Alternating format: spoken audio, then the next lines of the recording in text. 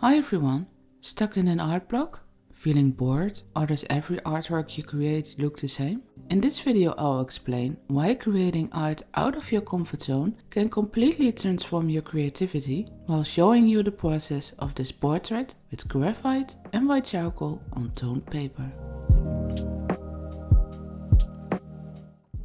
I worked with this combination of mediums once before, but it was years ago on a small scale.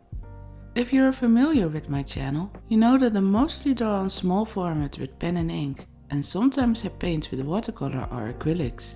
The subjects are mostly animals or other things in nature, but never people on as big as A4. Small scale nature subjects with pen and ink and sometimes watercolor are my comfort zone. Yours might be different. Maybe you draw with graphite all the time, or you've mastered digital art. Whatever your comfort zone might be, it feels nice, because you know the outcome and there's little risk of failure. But as soon as I saw the reference photo of this portrait, I knew right away that this would lend itself perfectly to graphite and white charcoal on toned paper. And I knew it was time to deviate from my normal art methods.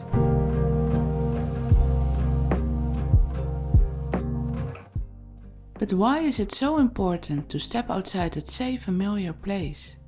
When you try something new, whether it's a medium you've never touched, a subject you've never drawn, or a style that feels completely foreign, you trigger a creativity in a different part of your brain. When I started on this portrait, I struggled a bit. The first few strokes felt awfully weird, but I kept working on it and it all fell into place. But whenever I finished one section and moved on to the next, I was feeling the exact same thing all over again. But struggle isn't failure, it's learning. That awkward feeling when you don't know what you're doing, that's a sign you're expanding your skills. Many famous artists are known for reinventing themselves. Picasso, for example, went through multiple periods. A pink period, for example, Cubism, Surrealism, each one pushing him into an unfamiliar territory. Without leaving his comfort zone, he wouldn't have created the work many people admire today. When you experiment, you open the door to surprises. Sometimes a mistake becomes a signature style. Sometimes a failed experiment gives you an idea you never would have discovered otherwise.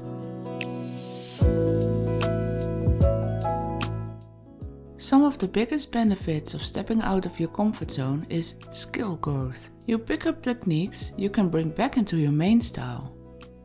Also, creative breakthroughs. A new perspective can inspire old work in fresh ways. You gain resilience because you learn to handle frustration and uncertainty, which makes you not only a stronger artist, but also a stronger person in the long run. And last but not least, personal discovery. You never know if you like a certain style, subject or art medium if you don't try. You might even find a medium or style that feels more authentic than the one you started with.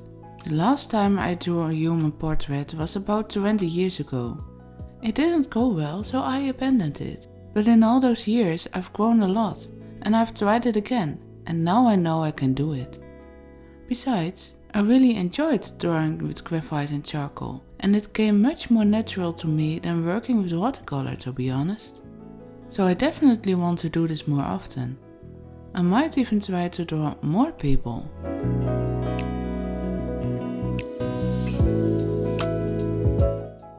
But how can you start creating outside of your comfort zone without feeling totally lost? To begin with, you can switch medium like I did. If you're a digital artist, experiment with traditional mediums. If you always draw with pencil, try a ballpoint pen, acrylic paint, or even pottery or embroidery.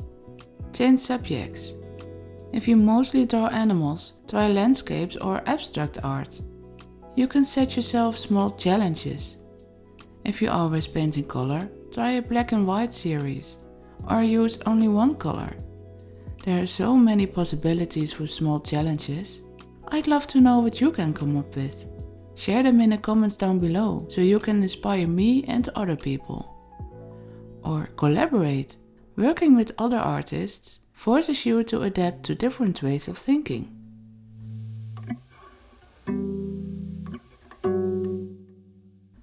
In my case, I was definitely struggling at some points, but overall, it went much better than I expected. As I said before, it felt more natural than watercolor. But the artwork went through so much ugly stages. The layers needed blending and mixing and going back and forth between the mediums and techniques until I was happy with how it looked. It helped me to sacrifice another piece of paper. Although I find those little practices a bit boring, I did some value scales and some blending that I could use as cheat sheet during the final drawing.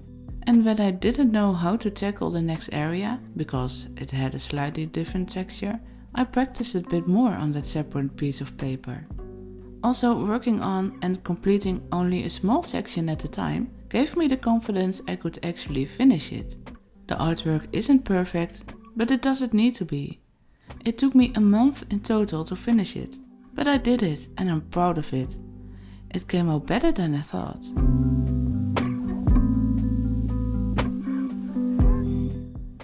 For this portrait I used Staedtler Mars Lumograph black pencils and white charcoal on Strathmore Toned Tan paper.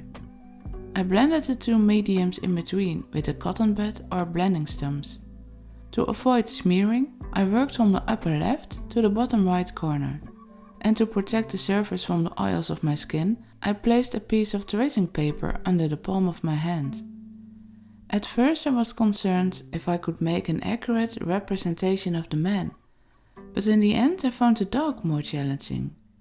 The dog has a lot of wrinkles and I needed to make them look 3D. Also the color variation and length of the fur and the direction that it grows need to be right so that the man can recognize the animal. It's not just a dog, it's his pet. But I think I did a good job and the person who this was for was very happy with it.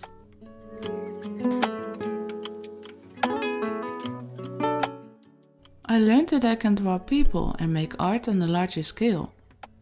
That I enjoy drawing with pencil and charcoal and that I want to do it more often.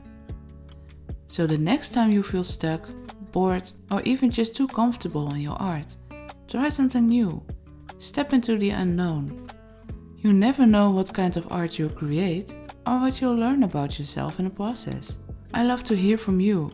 When was the last time you created something outside of your comfort zone?